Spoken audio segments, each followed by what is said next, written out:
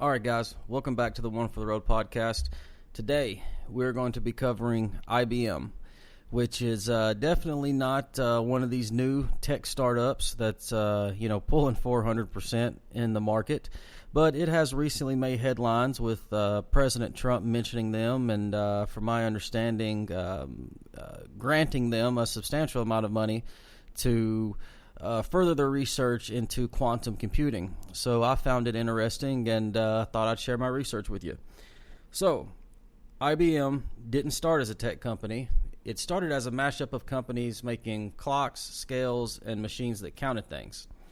Then Thomas Watson Sr. walks in the door in 1914 and drops one word that becomes the soul of the company: think. So that wasn't just a slogan. It was a culture, a mindset, and a challenge. Watson Sr. believed in building people first, product second. He opened libraries, created training programs, and pushed managers to be helpers, not bosses. He wanted free thinkers, what his son later called wild ducks. That is the DNA that built IBM. So, guys, when I hear about a CEO that thinks like this and has this sort of mindset when it comes to building a company, that's always a good sign to me. He wants to grow his people and wanted his bosses to be helpers. And just from personal experience from companies that I've worked for, those are always the best companies to work for.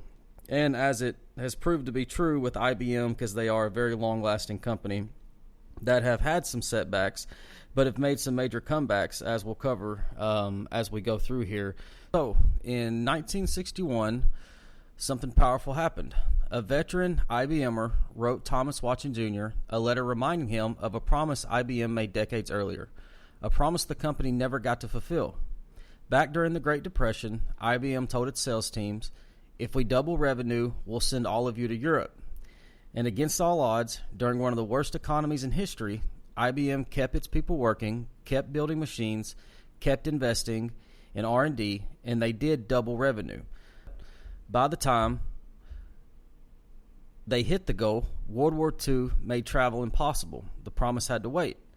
Fast forward 20 years, Watson Jr. reads that letter and instantly knows what he has to do. I knew that I had to make good on the promise and was glad of the opportunity. So, in the summer of 1962, IBM sent 187 salespeople and their partners to Europe, all expenses paid, honoring a commitment made 2 decades earlier. That's culture, that's leadership, and that's a company that remembers its people. And this wasn't a one-off moment. This was IBM's identity: respect for the individual, excellence in your work, and service to the customer. These beliefs became the backbone of Watson Jr.'s book, A Business and Its Beliefs, which turned it into a blueprint for corporate culture worldwide. This is why IBM survived every economic storm. This is why they outlived competitors. This is why they could reinvent themselves again and again. Culture wasn't a slogan, it was a strategy. The PC era and the fall. Then the 1980s hit. IBM launches the IBM PC, a monster success, but they didn't protect the design. Clones took over, competition exploded, and by the early 90s, IBM was on the brink of collapse. They posted an $8 billion loss, the biggest in American corporate history at the time. Still, the culture stayed strong, but the business needed a rebirth. So, guys, this goes to show you right here, if you're looking to, when you get into looking into companies that you want to invest in, it all comes back to the people and the culture if you're a value investor. Now, if you're looking to, hit a quick stock, a tech startup, and hit 400% and trade it, then that definitely doesn't matter as much.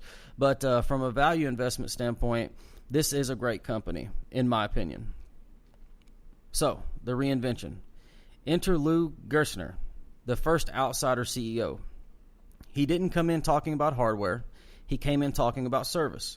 The same thing Watson Sr. preached in 1929 when he said, "All is lost without service." IBM shifted from machines to solutions, from products to partnerships, from hardware to high-value services. Then, Sam Palmisano took over in 2003 and doubled down on global transformation. He launched Values Jam, letting IBMers worldwide redefine what the company stood for. A modern version of the Watson beliefs. dedication to every client's success, innovation that matters, trust and responsibility in all relationships. The culture survived, the company survived, and IBM was born again. All right, so fast forward to modern day, and this is where it gets interesting. So, IBM is about to jump from a historic tech giant to a future-defining powerhouse. IBM isn't just building faster chips or bigger servers. They're going all in on quantum computing, the next frontier of computational power. They launched the IBM Q System 1, the world's first commercial quantum computer, and they've been scaling up ever since. But the real turning point, a massive public-private partnership that just changed the entire landscape. The Trump administration recently awarded a $1 billion federal grant to IBM to build a new quantum computing foundry subsidiary called Anderon, based in Albany, New York. In return, the U.S. government is taking a minority equity stake in the venture, a rare move that signals how strategically important quantum tech has become. And IBM didn't just take the money, they matched it. Another $1 billion of IBM's own cash is going into developing the site, the hardware, the talent pipeline, and the quantum manufacturing ecosystem around it. This isn't just a research lab. This is a full-scale quantum foundry, the kind of facility that could anchor America's leadership in quantum for decades. There's also a personal finance angle worth noting. Financial disclosures show that Donald Trump's blind trust has executed small, routine trades of IBM stock, typically between $1,000 and $50,000 per transaction. These appear to be part of a diversified, actively managed portfolio, not targeted bets, but they do add another layer of public interest to the story. To put all this together, an IBM's quantum push isn't just a company initiative anymore. It's a national initiative, a geopolitical initiative, a technological moonshot backed by billions in public and private capital. IBM is getting big, the government is getting big, and the race for quantum advantage is officially on. So, in my opinion, we still have, many years until we, really embark on quantum computing.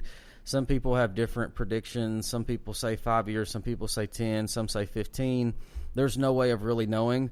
But based on this last segment here, it really seems like it potentially could be something of serious magnitude.